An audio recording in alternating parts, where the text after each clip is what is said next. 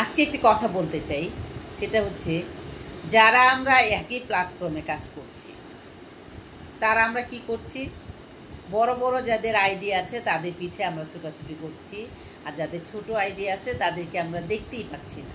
কিন্তু মুখে মুখে ভিডিওতে আসলেই বলে নতুনরা, যদি আপনি নতুন হয়ে থাকেন, ভাই আপনি যদি নতুন হয়ে থাকেন তাহলে আমার এই ভিডিওটার নিচে একটা কমেন্ট করে যান, 2টা ভিডিও রিপ্লাই করে যান, 2টা কমেন্টে ভিডিওটা একটু শেয়ার করে যান, একটু লাইক দেন।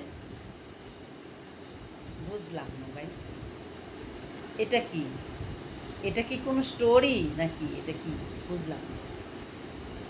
এটা দিয়ে ফেসবুক তাদেরকে ডলার দিচ্ছে, আর এত কষ্ট করছি 2-3টা বছর ধরে, তালা মারা ফেসবুক দিয়ে রেখেছে। ফেসবুকের কি কোনো বিবেক নাই?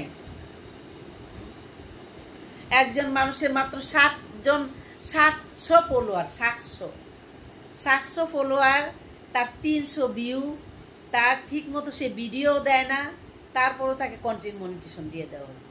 কি যোগ্যতা দিয়ে তাকে দেওয়া হয়েছে? সে নিজে স্বীকার করছে যে আমি ভিডিওই ঠিকভাবে ছাড়ি না, আর আমার ভিউই নাই ভিডিওতে। সে কি করে মনিটেশন পায়? আর একটা আপুকে শুনলাম, সে বলল আমার একটা ফোন বন্ধ আছে, এটাতে আমি ভিডিওই ছাড়ি না।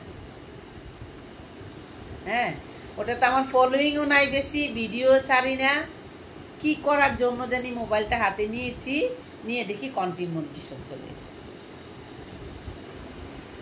কি বলবো? তো ভাই, আজকের ভিডিওটা আপনারা একটু বেশি বেশি করে শেয়ার করে দিয়েন।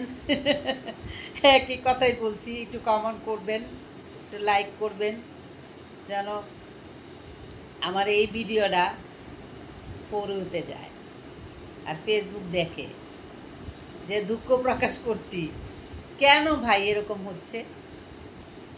একটা ভিডিও আপলোড করার পরে আপনাদের একটা লাইক দিতে কষ্ট হয়, একটা কমেন্ট করতে কষ্ট হয়, আপনারা শুধু অন্যের কমেন্ট নিতে চান।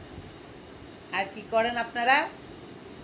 আরেকটা কাজ আপনারা করেন, শেয়ার করেন। আপনারা কয়জনের ভিডিও শেয়ার করেন? আরেকটা বিষয় হচ্ছে, যে কথাটা বলতে চাই সেটা হচ্ছে, আপনারা যে শুধুমাত্র মানুষের কাছ থেকে ফলোইং নিতে চান, আপনারা কি ফলো করেন? আপনারা কি ফলো করেন? আপনারা ফলো করতে চান না, আপনারা শুধু ফলোইং মানুষের কাছ থেকে নিতে চান। ভাই বুঝলাম না।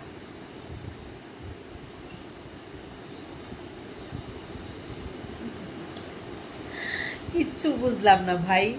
ভিডিওটা ছাড়লেই একই কথা। যাক, যেটাই হচ্ছে ভাই, আজকে ভিডিওটা আমার শেয়ার করবেন আপনারা, আর যেন ভিডিওটা ফরওয়ার্ডে যায়। হ্যাঁ, টাটা।